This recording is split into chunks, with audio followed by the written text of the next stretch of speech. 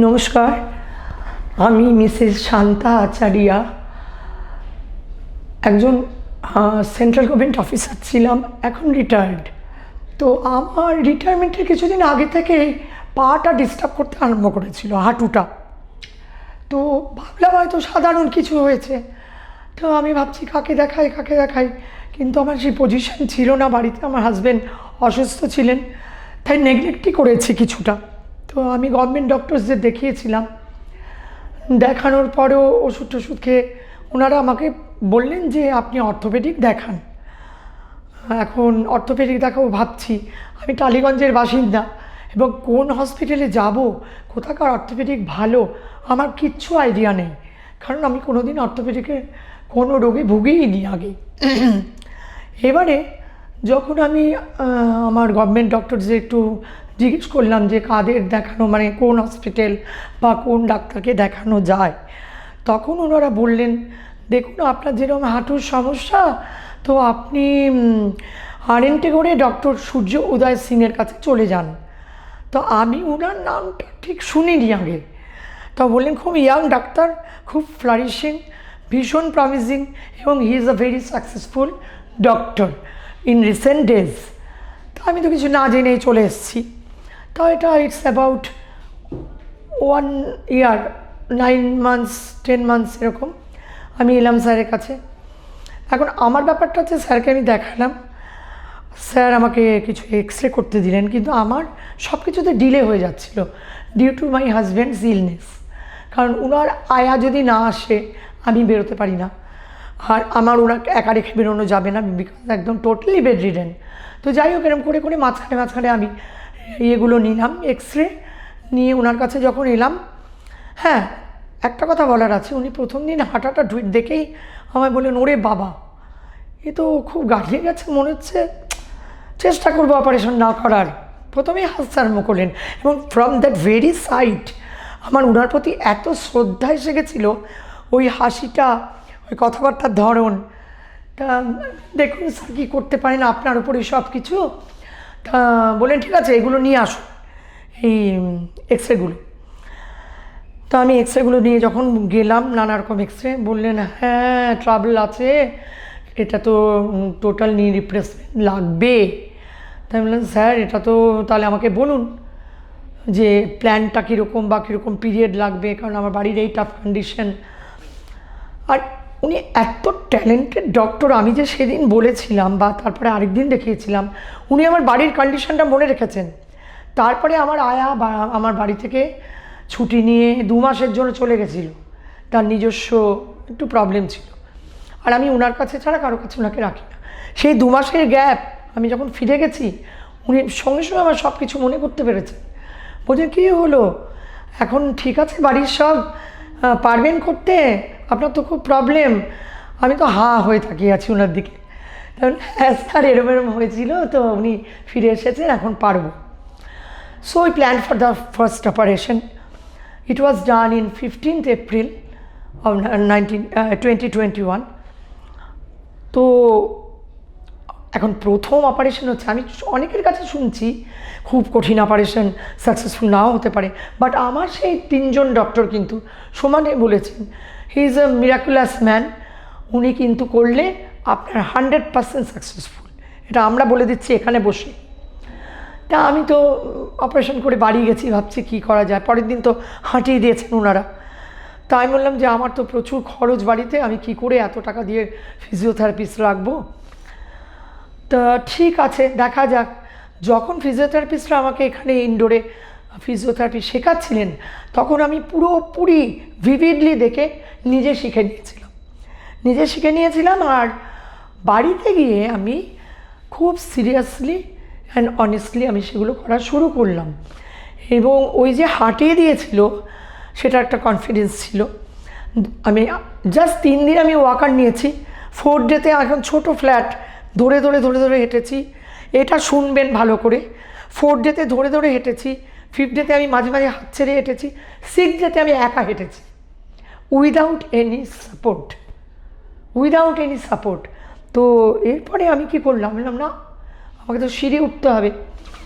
তা আমি ঠিক করলাম যে আমার ওই মেয়েটিকে বললাম যে একটা তাছাড়া আমারও একজন অ্যাটেন্ডেন্ট ছিল, একটা স্টুল দাও ছোট, সেই স্টুলটার উপরে আমি একটু উঠলাম, ফার্নিচার ধরে আবার নামলাম, উঠলাম নামলাম, এরকম করে করে দেখলাম আস্তে আস্তে একটু ক্র্যাম্পটা ইজি হয়ে যাচ্ছে। আরেকটা উপকার হয়েছিল, আমার one of the government doctors আমার বলেছিলেন, আপনি যত হাঁটবেন, এবং স্যারও বলেছিলেন যত হাঁটবেন তত তাড়াতাড়ি ভালো হবেন, এটা মাথায় রেখে আপনি বাড়ি যাবেন। তো ঠিকই তাই, 6 দিনের দিন থেকে 7 দিন, 8 দিন, 9 দিন, 10 দিন, 11, 1 মাসের মাথায় আমি রীতিমতো ফ্রি। 1 মাসও লাগেনি, রীতিমতো ফ্রি। আমি ঘরে কাজকর্ম করছি ইচ্ছে করে করে, সব কিছু, এভরিথিং এভরিথিং এভরিথিং। এবারে আসছি সেকেন্ড পার্ট, অর্থাৎ লেফট নিটা। তো আমাকে বলেছিলেন দেখুন উইদিন 7 days করলে ভালো হয়, কারণ আপনার যা পায়ের অবস্থা, এবং লিটারেলি আমি রাস্তা দিয়ে হাঁটতাম, চিৎকার করতাম, এক এক সময় এরকম করে বসার মতো হয়ে যেতাম, রাস্তায় লোক দৌড়ে আসতো ওই একটা পা নিয়েও। তো বলেছেন কারণ 7 days মধ্যে করলে আমার মনে হয় আপনি আরও তাড়াতাড়ি ভালো হয়ে যাবেন। কিন্তু ওই প্রবলেম, আমার তো ওই আমার হাজব্যান্ডের অ্যাটেন্ডেন্ট না থাকলে, কারণ আমার মেয়ে বাইরে থাকে, বিদেশে বিয়ে হয়ে চলে গেছে। তো সেকেন্ডটা করতে করতে আমার প্রায় 2.5 মাস 3 মাস লেগে গেল। তার মধ্যে আমার একটা ব্রঙ্কাইল অ্যাটাক হলো আবার।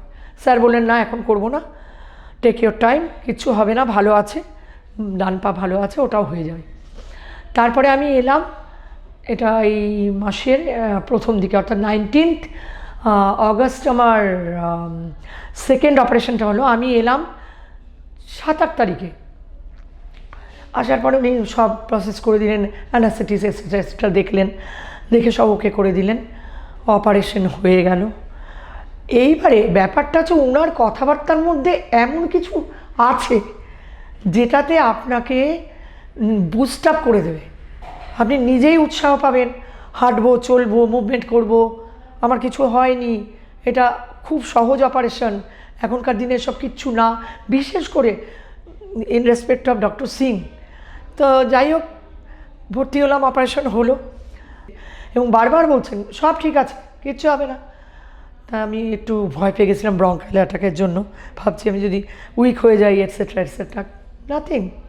আমি বাড়ি গেলাম, বাড়িতে যাওয়ার পরে আমি সেম অ্যাজ বিফোর, যা আমি আগে করেছিলাম সেই 1, 2, 3rd ডেতে আমি, এবারে 3rd ডেতে ওয়াকার ছেড়ে দিলাম, ছেড়ে দিয়ে 4th ডে থেকে আমি ধরে ধরে হাঁটলাম, 5th ডেতে একা হাঁটতে আরম্ভ করলাম, কিন্তু বেশি না, 10টা স্টেপ ধরে ফেলছি, বসে পড়ছি করে। এবারে 6 দিন থেকে আমি ইজি। আবার যখন স্যারের কাছে আজকে এলাম, আবার স্যারের মুখটা দেখে আমার মনে হলো যেন আমার কত উৎসাহ হয়ে গেল। ওনার কাছে বেরিয়ে এসে একটু আগে বলছি আমি খটখট খটখট খটখট করে হাঁটতে আরম্ভ করেছি। আমার সঙ্গে একটি বাচ্চা মেয়ে আছে, ও পেছনে পড়ে যাচ্ছে, আমি আগে আগে হেঁটে চলে যাচ্ছি।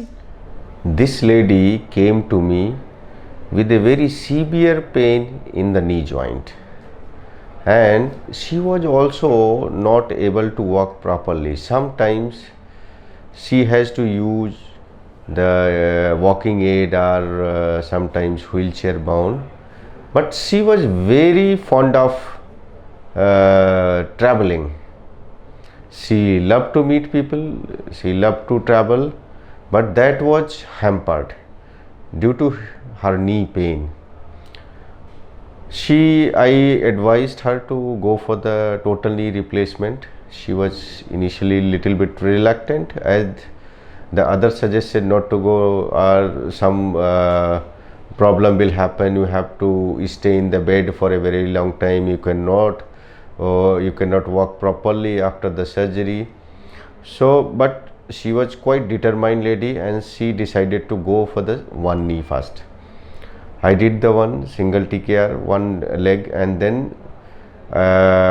immediately after recovery, with the help of physiotherapy and other aids, she was walking quite good.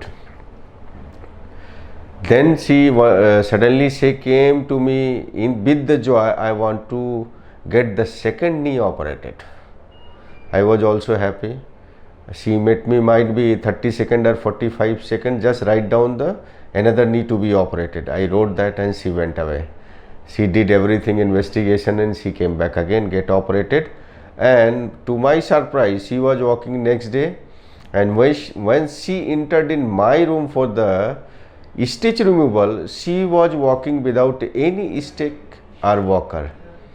And I'm happy, even it's 3 weeks she had planned for another tour, and I'm happily advise her, okay, you may go ahead.